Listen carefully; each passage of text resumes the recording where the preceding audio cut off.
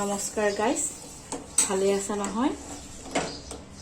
সকলোৰে ডিমাণ্ডত আজি মইনো কেনেকৈ মিঠা দৈ বনাওঁ সেই ৰেচিপিটোহে আপোনালোকৰ লগত শ্বেয়াৰ কৰিব ওলাইছোঁ। ইয়াতে 1/2 লিটাৰ গাখীৰ আছে। মই এইটো গাখীৰ ইউজ কৰোঁ, শুদ্ধা গাখীৰ। 7 লিটাৰ আছে, মানে 500 ml আছে। আপুনি পগাই এইটো 400 ml কৰি ল'ব, ঠিক আছে। তাৰপিছত ইয়াতে ইলাইচি দিছোঁ আৰু এবাটি চেনি দিছোঁ। চেনিটো আপোনালোকে সোৱাদ অনুযায়ী দিব। তাৰপিছত এইখিনি এনেকৈ পগাই থাকিব।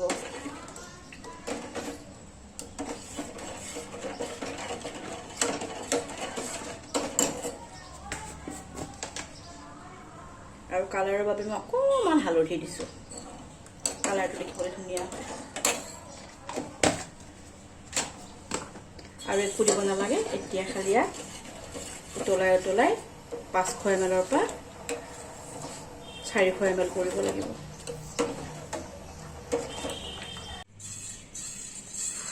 এয়া মোৰ গাখীৰখিনি ঠাণ্ডা হ'ল, মানে খুব একেবাৰে ঠাণ্ডা নহয়, অকণমান কুহুমীয়া হৈ থাকিব লাগিব।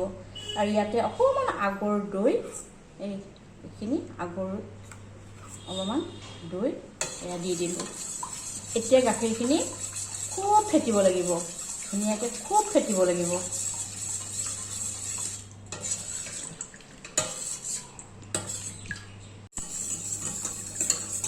এনেদৰে খুব ফেটিব।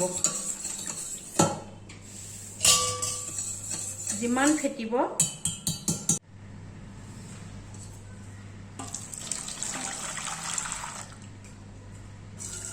এনেদৰে তল ওপৰ কৰিব। যিমানেই কৰিব এনেকৈ ফেনাব, সিমানেই আপোনাৰ দৈটো ভাল হ'ব।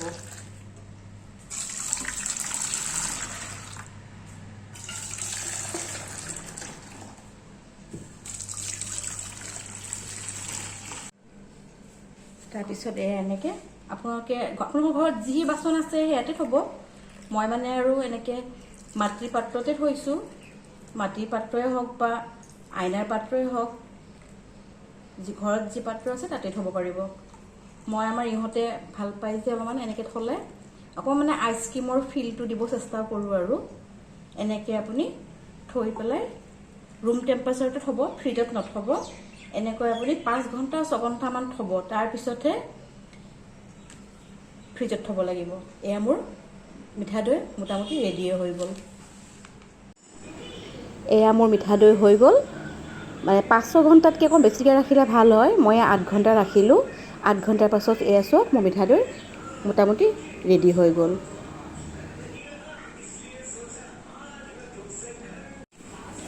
তাৰপিছত এনেকৈ অকণমান সজাই পৰাই দিব, নিদিলেও কথা নাই, দিলে অকণমান ভাল লাগে। আৰু এনেকৈ সজাই পৰাই ফ্ৰিজত থৈ দিব 2 ঘণ্টামান, তাৰপিছতে খাব, খুব ভাল পাব। তো আজিলৈ ইমানতে আহিলোঁ। পুনৰ এটা নতুন ভিডিঅ'ত লগ পোৱাৰ আশাৰে বাই বাই।